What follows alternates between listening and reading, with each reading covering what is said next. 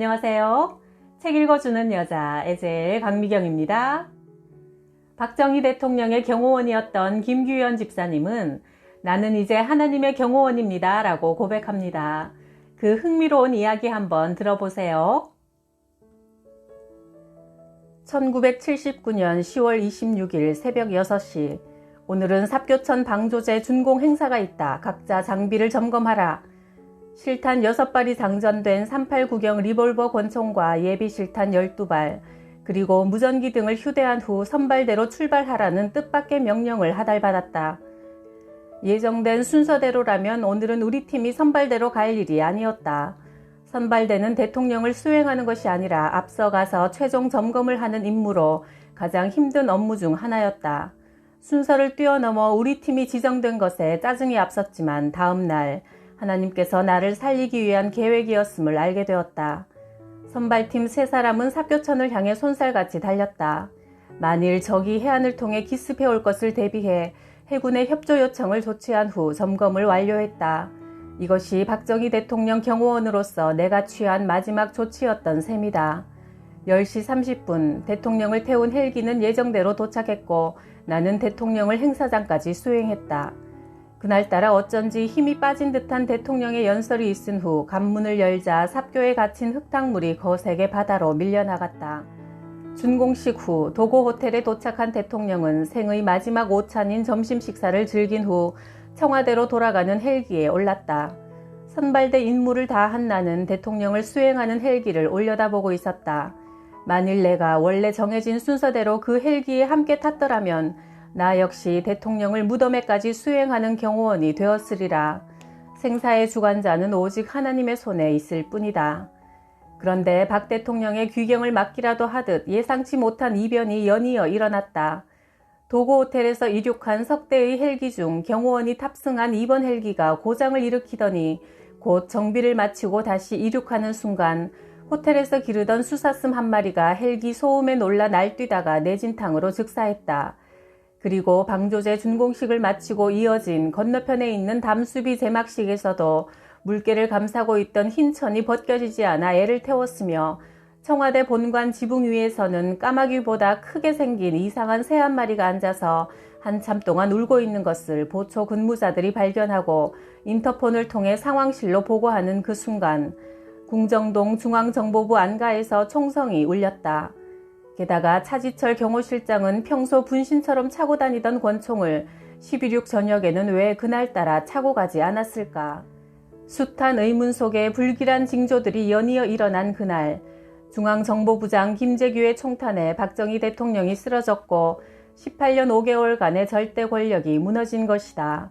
누구도 예상치 못한 모든 일이 지나간 후 우리는 인간의 생사화복을 주관하는 역사의 통치자는 오직 하나님이라는 사실을 확신할 뿐이었다. 그만은 절대로 죽지 않을 줄 알았고 죽음조차도 그의 힘과 권력 앞에서는 꼼짝 못하고 물러갈 줄로만 알았던 박정희 대통령이 이 땅에서 영원히 사라진 것이다. 가장 안전한 곳이기도 한 중앙정보부 안가에서 웬 총소리인가? 그날 외곽 근무자였던 K경호원은 총소리의 원인을 알아보기 위해 안가의 초인종을 눌렀다. 김재규 부장의 신복인 직원이 나왔다. 방금 총소리가 난 것 같은데 무슨 일입니까?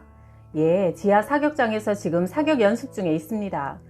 정말 대단한 임기응변이었다. K경호원은 사격 연습 중이라는 한마디에 대문 안으로 들어가 확인해보지도 않고 순순히 뒤돌아섰다. 내 눈에 뭔가 덮어씌인 것 같았어. 내가 왜 그들의 행동을 눈치채지 못했는지 모르겠어. 평소 예리한 판단력과 민첩함을 자랑하던 K경호원은 가슴을 쳤지만 훗날 재판 과정에서 그들은 만일 K경호원이 대문 안으로 한 발자국만 들어왔더라면 그 역시 사살할 수밖에 없었다고 실토했다. 과연 그의 눈을 가린 분이 누구였을까? K경호원은 말했다. 나는 하나님이 살려주신 거야. 그는 늘 주머니에 작은 성경책을 넣고 다녔고 그날도 집안 문제로 금식 기도 중에 있었다고 했다. 기도 중에 있는 그를 하나님은 죽음의 문턱에서 물러서게 하신 것이다. 오직 나만이 하나님이다. 나 밖에는 다른 신이 없다. 나는 죽이기도 하고 살리기도 하며 상하게도 하고 낫게도 한다. 아무도 내가 하는 일을 막지 못한다. 신명기 32장 39절. 1961년 5.16으로 박정희 대통령이 집권하면서 경찰 경호시대가 막을 내리고 중앙정보부 산하에 경호대가 창설되었다. 이후부터 경호실은 권력의 핵심으로 자리매김하게 되었다. 박정희 대통령은 골프를 매우 즐겼다. 1974년 문세광의 저격으로 졸지에 영부인을 잃게 된 대통령은 외로움을 달래기라도 하듯 공휴일이면 어김없이 골프장을 찾았다. 어느 화창한 봄날 관악골프장에서의 일이다. 대통령은 동행한 국무위원들과 담소를 나누며 술잔을 돌렸다. 드디어 이동원 외무부 장관 차례가 왔다. 이 장관 한 잔 받아. 박 대통령이 술잔을 건넸다. 각하, 저는 술을 못합니다. 일순간 주변은 긴장감에 휩싸였다. 서슬퍼렇던 시절 대통령의 청을 감히 거절하다니 당시로서는 매우 어려운 일이었다. 박 대통령이 웃으며 말했다. 왜, 양주가 아니라 소주라서? 아닙니다. 저는 교회에 나갑니다. 교회? 그렇지. 이 장관은 서양에서 유학 생활도 많이 했지. 그런데 예수 믿는 사람도 포도주는 마시지 않는가? 주변은 잠시 웃음으로 변했다. 이 장관은 끝내 대통령이 건넨 술잔을 받지 않았다. 그의 신앙심은 과연 존경받을 만했다. 박 대통령도 그에게만은 더 이상 술을 권하지 않았다. 나는 주일에 교회에 가서 예배드리지 못하고 골프장 경호를 나가는 일이 항상 마음에 걸렸다. 댕그랑 댕그랑 나를 부르는 듯 교회의 종소리가 은은히 들려올 때면 경호원을 팽개치고 당장이라도 교회로 달려가고 싶은 충동을 느끼곤 했다. 어떤 때는 대통령이 골프에 열중하는 틈을 타서 재빨리 나무 아래로 달려가 1분 기도법으로 쪼그리고 앉아 기도를 하곤 했다. 하나님, 예배를 못 드려서 어떡합니까? 교회에 나갈 수 있도록 도와주십시오. 어느 늦은 봄날, 그날도 대통령은 골프를 치고 나는 경호를 하고 있었다. 여느 때와 다름없이 예배당의 종소리가 은은하게 들려오자 나는 평소 습관대로 소나무 밑에 엉거주춤 쪼그리고 앉아 기도하고 있었다. 경호원, 어디 아픈가? 놀라서 돌아보니 대통령이었다. 아닙니다, 각하. 기도하고 있었습니다. 뭐? 기도하고 있었다고? 그래, 무슨 기도를 그렇게 열심히 했는가? 예, 각하. 하나님께서 이 나라 이 민족을 축복해 주시고 오늘도 우리 대통령 각하께서 무사히 청와대로 귀환하게 해달라고 기도했습니다. 그 후 한 달 만의 일이다. 매일 아침 10분 정도 경호원 선서를 하는 조회 시간이었다. 1. 우리는 대통령 경호원으로서 대통령을 위하여 죽는 것을 영광으로 생각한다. 2. 우리는 대통령 경호원으로서 대통령을 향하여 날아오는 총알을 몸으로 막는다. 대통령 선서를 마친 후 깜짝 놀랄 일이 벌어졌다. 매주 월요일마다 특별 경호대 강당에서 예배를 드린다는 뜻밖의 말이 떨어진 것이다. 하나님께서 간절한 내 기도에 응답해 주셨다. 기도는 단 1분을 하더라도 하나님이 기뻐하시는 기도를 해야 응답하신다는 사실을 나는 깨달았다. 당시 특별경호대 최홍규 대장의 신앙심은 대단했다. 예배 준비에 차질이 없는지 꼼꼼하게 챙겼고 적극적이었다. 설교는 홍제동에 있는 홍성교회 황금천 목사님과 내수동교회 박이천 목사님께서 맡아주셨다. 내 임무는 예배 순서를 계획하고 사회자 역할을 하면서 목사님을 직접 모시러 다니는 일이었다. 그 가운데 대표 기도자를 정하는 일이 무척 어려웠다. 대부분 꽁무니를 빼기 바빠 강제로 지명할 수밖에 없었다. 어느 여름날 박모 계장께 대표 기도를 부탁했다. 왜 그러세요? 나는 대표 기도를 할 줄 모릅니다. 그러니까 이번 기회에 한번 해보시라고요. 그래도 곤란합니다. 다른 분을 시키십시오. 그럼 어쩔 수 없지요. 그렇게 위에 보고하겠습니다. 윗분에게 보고하겠다는 내 말에 그는 할 수 없이 대표 기도를 하기로 했다. 그런데 결국 문제가 터지고 말았다. 전지전능하시고 거룩하신 하나님 아버지. 기도를 하다 말고 갑자기 벙어리가 되었는지 박 계장은 다음 말을 이어가지 못하고 당황하고 있었다. 무거운 침묵이 흐르자 모두 손에 땀을 쥐고 여기저기서 주여 주여 하는 작은 목소리들이 안타깝게 흘러나왔다. 다음 말이 이어지기를 간절히 기다렸지만 기도는 더 이상 이어지지 못한 채 이상으로 기도를 모두 마치겠습니다. 아멘으로 끝나고 말았다. 순간 예배당에는 웃음이 폭발했다. 알고 보니 펼쳐놓고 읽어내려가던 기도종이가 선풍기 바람에 날아갔기 때문이었다. 그 후부터 대표 기도는 아예 내가 도맡아 하게 되었다. 세월이 흐른 지금 박 계장은 장로가 되어 교회 일에 충성을 다하고 있다. 매월 대통령이 참석하는 정기 행사인 안보회의를 마치면 우리 경호원도 경호전략회의를 하게 된다. 회의 후에 따라오는 것은 술이었다. 가득 채워진 술잔이 높이 들려졌다. 나라와 민족을 위하여, 대통령 각하의 안위를 위하여 라는 선창과 함께 위하여 하고 술잔을 비워야 하는 순간이다. 하지만 나는 위하여 하고 크게 소리친 후 술잔을 내려놓았다. 바로 그때 유심히 지켜보던 부대장이 말했다. 김규현 경호관, 내가 어제 몇몇 장로들을 만나 점심 식사를 함께 했는데 반주로 한 잔씩 따라 주었더니 다들 마셨어. 그런데 자네는 집사가 아닌가? 내가 대답했다. 부대장님, 왜 그분들과 저를 비교하십니까? 그분들은 그분들의 신앙 분량이 있고 저는 저의 신앙의 분량이 있을 뿐입니다.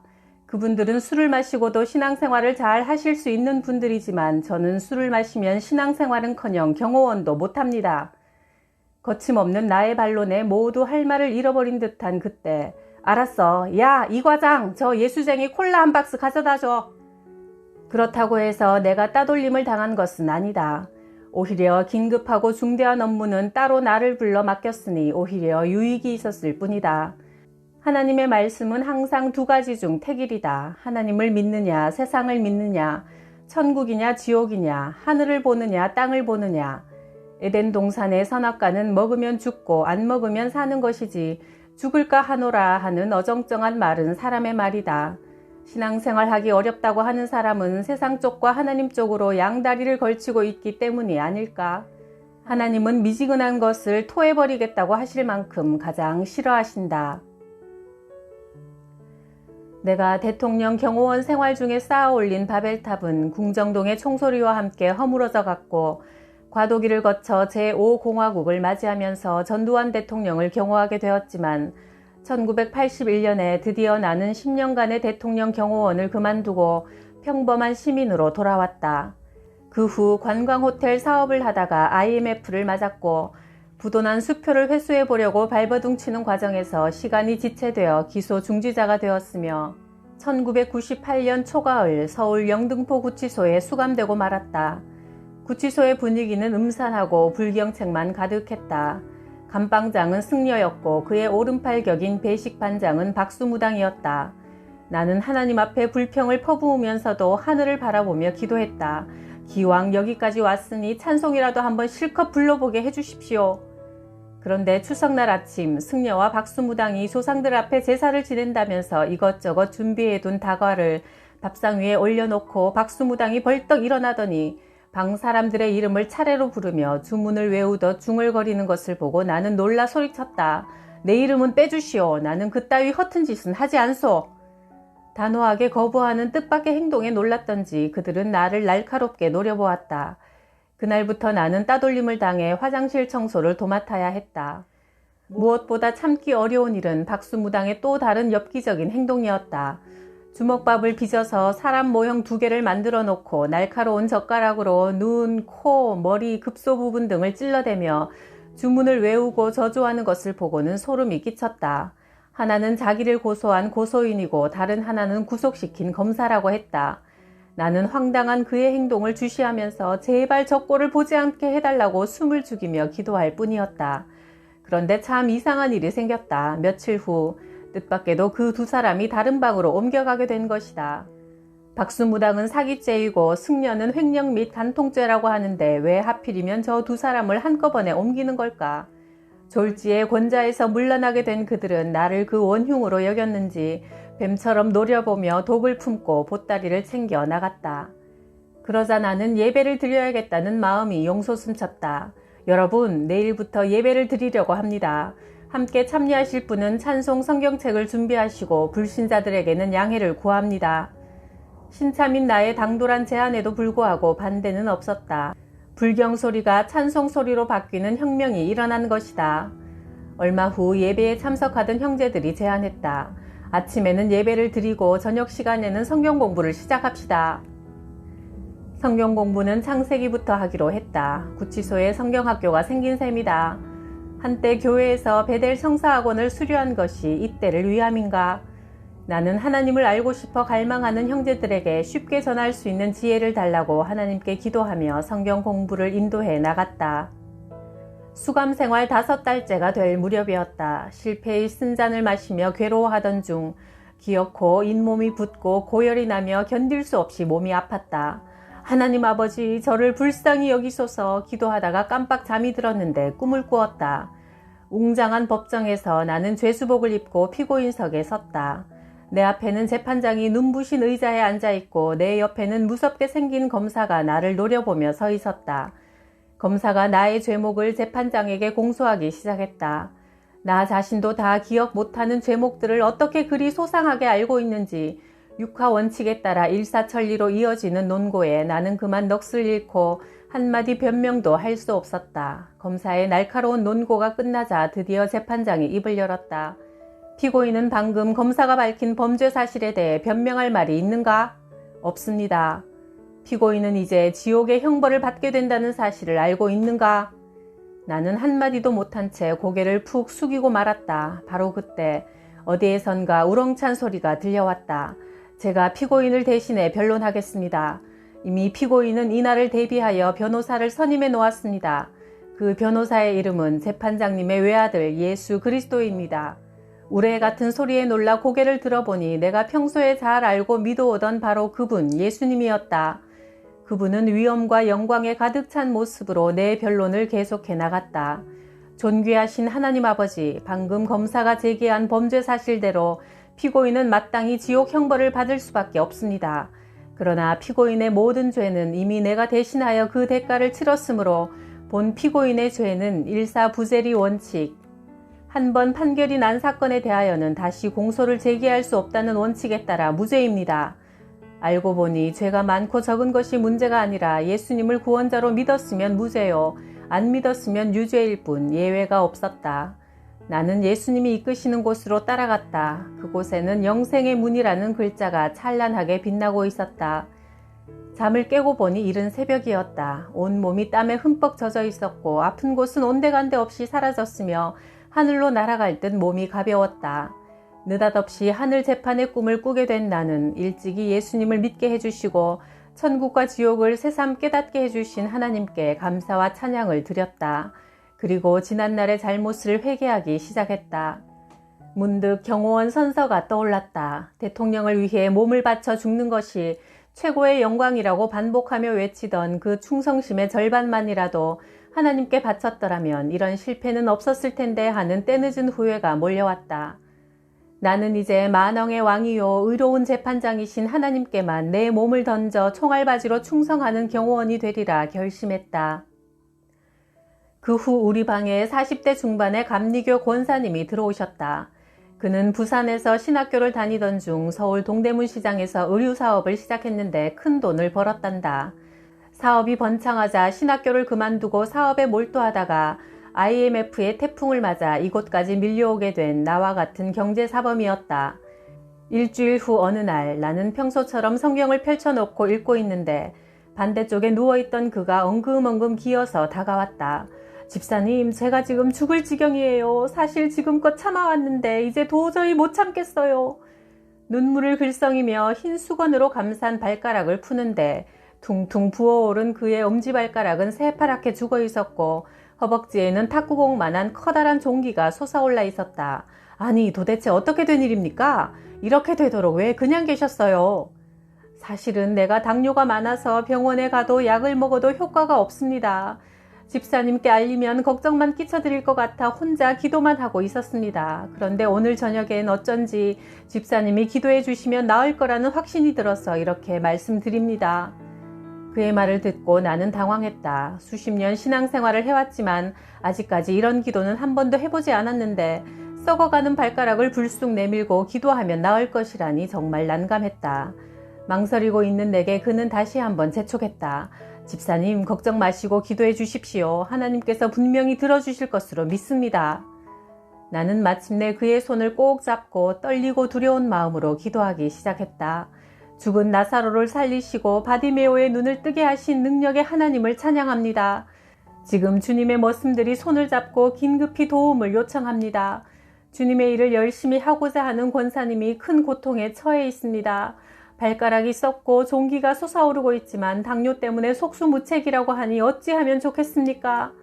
우리의 질고를 위해 보혈을 흘려주신 주님, 못난 저를 보지 마시고 지금 권사님의 믿음을 보시고 고쳐주옵소서. 그래서 하나님께서 살아계셔서 역사하심을 여러 사람들에게 나타내 주십시오. 나는 아직까지 이렇게 간절한 기도를 해본 적이 없었다. 내 몸뚱이와 이마에는 땀방울이 가득했고 권사님의 얼굴도 온통 눈물로 범벅되어 있었다. 권사님은 회개 기도를 했다고 했다. 누워있던 다른 사람들도 모두 함께 기도한 듯 아멘 소리가 들려왔다. 이튿날 아침 권사님은 내 손목을 덥석 붙잡고 기도하기 시작했다. 하나님 너무 감사합니다. 이제는 결코 하나님을 배반하지 않고 끝까지 순종하겠습니다. 이게 웬일인가 정말 기적이었다. 이런 일이 있을 수 있을까? 그동안 거짓말 같은 기적의 이야기를 많이 들어오긴 했지만 이런 꿈 같은 일이 바로 내 눈앞에 현실로 나타난 것을 보고 감탄하지 않을 수가 없었다. 껍데기가 홀랑 벗겨진 그의 발가락에는 어느새 3살이 발갛게 돋아 있었고 어젯밤까지 분명하게 나 있었던 허벅지 종기는 흔적도 없이 사라져 버린 것이다. 놀란 사람은 나뿐만이 아니었다. 어젯밤부터 모든 일을 목격했던 방 사람들도 권사님의 허벅지와 발가락을 만지며 신기해했다. 권사님, 도대체 어떻게 된 일입니까? 글쎄요, 오직 하나님이 고쳐주셨다는 사실 외엔 나도 모르겠습니다. 어젯밤 집사님이 기도하기 전까지는 정말 죽을 지경이었습니다. 그런데 기도를 마친 후 허벅지에서 발가락까지 연결된 팽팽한 철사줄이 툭 끊겨나가는 듯 시원해졌습니다. 그래서 어젯밤에는 단잠을 잘 수 있었지요.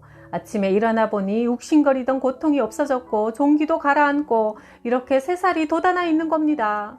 발가락보다 종기가 사라진 게 더 신기했다. 초월적인 하나님의 역사는 불과 하룻밤 사이에도 일어날 수 있음을 목격하게 되었다. 권사님은 병중에 있을 때 자신을 돌아보며 죄를 우선적으로 살피고 회개했다고 했다. 그리고 자신과 하나님과의 관계가 어떠한가를 점검하면서 병낫기를 기도했다고 고백했다. 훗날 그 권사님은 출소하여 신학교를 졸업하고 훌륭한 목사님이 되었다. 감옥에 들어와도 하나님을 만났다면 그곳이 천국이겠지요. 지금 고난 중에 있는 분들에게도 이런 복이 있으시길 기도합니다. 저 역시 간절한 기도 제목이 많지만 구독, 좋아요, 댓글에 사랑과 응원 덕분에 행복합니다. 감사해요.